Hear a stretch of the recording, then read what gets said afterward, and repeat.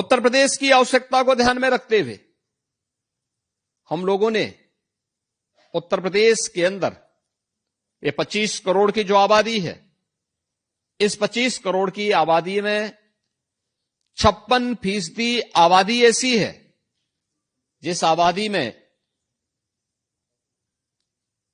जो आबादी working force है, यानी युवा है, कार्य करने के लिए किसी भी फील्ड में स्किल मैन पावर की आपूर्ति करने में सदैव आपको उपलब्ध हो सकता है सस्ता और अच्छा मैन पावर। हर एक सेक्टर का उत्तर प्रदेश के अंदर आज के दिन पर उपलब्ध हो सकता है।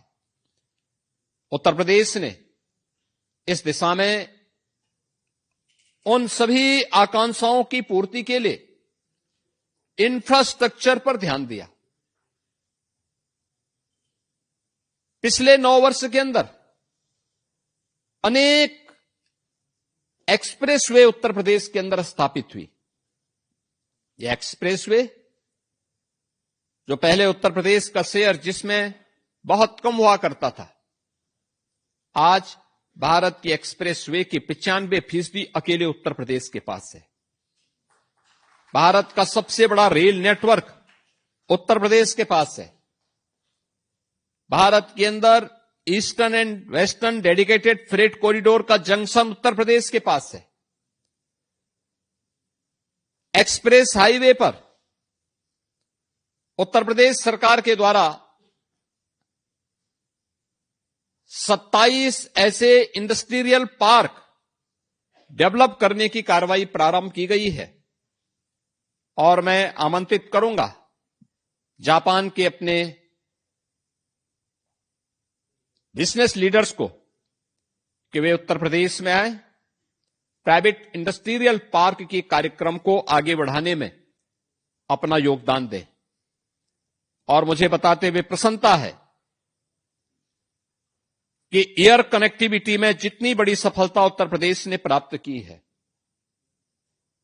हमने पिछले 9 वर्ष के अंदर उत्तर प्रदेश के अंदर 16 डोमेस्टिक, 4 इंटरनेशनल एयरपोर्ट संचालित किए हैं और भारत का सबसे बड़ा international airport Noida international airport बहुत शीघ्र संचालित होने वाला है।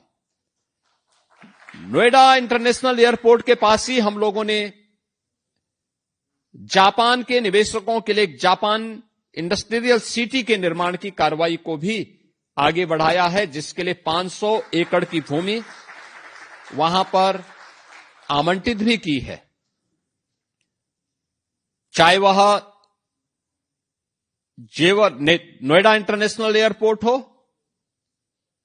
या फिर अन्य महत्वपूर्ण एक्सप्रेस हाईवे के पास बनने वाले इंडस्ट्रियल क्लस्टर, इन सब में निवेश की अनंत संभावनाएं हैं और जापान से जुड़ी हुई तमाम कंपनियों ने उत्तर प्रदेश के अंदर अपना निवेश किया है। जिन्होंने भी उत्तर प्रदेश के अंदर अपना निवेश किया है, उन्हें उत्तर प्रदेश के एक सुरक्षित माहौल में अपना निवेश भी न केवल सुरक्षित महसूस हुआ है, बल्कि उज्जवल भविष्य की एक नई कामना के साथ वे अपने बिजनेस को उत्तर प्रदेश के अंदर बढ़ाने में रुचि लेते हैं और प्रदेश सरकार का एक सकारात्मक योगदान उन्हें उपलब्ध होता है। हमारे पास 34 से अधिक सेक्टोरल पॉलिसीज हैं और इन सेक्टोरल पॉलिसीज के माध्यम से हम उत्तर प्रदेश के अलग अलग सेक्टर में जो निवेश की अनंत संभावनाएं हैं, इन्हें आगे बढ़ाने का काम कर रहे हैं। उत्तर प्रदेश आज के दिन पे भारत के मोबाइल मैन्युफैक्चरिंग का 55% अकेले उत्तर प्रदेश मैन्युफैक्चर कर रहा है। इलेक्ट्रॉनिक कंपोनेंट का 60% मैन्युफैक्चरिंग उत्तर प्रदेश के अंदर होता है। स्वाभाविक रूप से इसके लिए लॉजिस्टिक एंड वेयर हाउसिंग की आवश्यकता है। इसके लिए भी हमारी डेडिकेटेड पॉलिसी उत्तर प्रदेश के अंदर वर्तमान में कार्य कर रही है।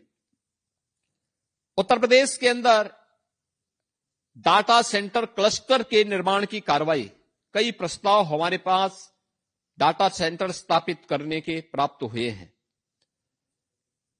सेमीकंडक्टर के क्षेत्र में आपने देखा होगा, अभी कुछ दिन पूर्व भारत के आदरणीय प्रधानमंत्री श्री नरेंद्र मोदी जी के द्वारा उत्तर प्रदेश में नोएडा इंटरनेशनल एयरपोर्ट के पास ही एक सेमीकंडक्टर यूनिट की आधारशिला रखी गई है। इन सभी सेक्टर्स में जो संभावनाएं उत्तर प्रदेश के अंदर हैं, उन संभावनाओं को आगे बढ़ाने के लिए और आप सब के सहयोग को प्राप्त करने के लिए आज हम सब यहां पर आपके सामने उपलब्ध हुए हैं। उत्तर प्रदेश में आपका निवेश इसलिए भी सुरक्षित है और आपके लिए भी सुखद अनुभूति का क्षण उपलब्ध कराता है, क्योंकि उत्तर प्रदेश में एक सुरक्षित वातावरण है, स्केल है, तो उस स्केल को स्किल में बदलने की सामर्थ्य भी है, स्टेबिलिटी है, स्पीड है। ये सभी कुछ आपको उत्तर प्रदेश के अंदर देखने को मिलेगा। यानी पर्याप्त मात्रा में यंग वर्कफोर्स इंडस्ट्री में कार्य करने के लिए वहां पर आपको उपलब्ध हो सकता है। किसी प्रकार की कोई समस्या नहीं। हर इंडस्ट्रियल पार्क के लिए 4 लेन की कनेक्टिविटी, पर्याप्त मात्रा में ऊर्जा की आपूर्ति उत्तर प्रदेश के अंदर आज के दिन पर उपलब्ध करवाई जा रही है। 75,000 एकड़ का हमारे पास व्यापक लैंड बैंक है।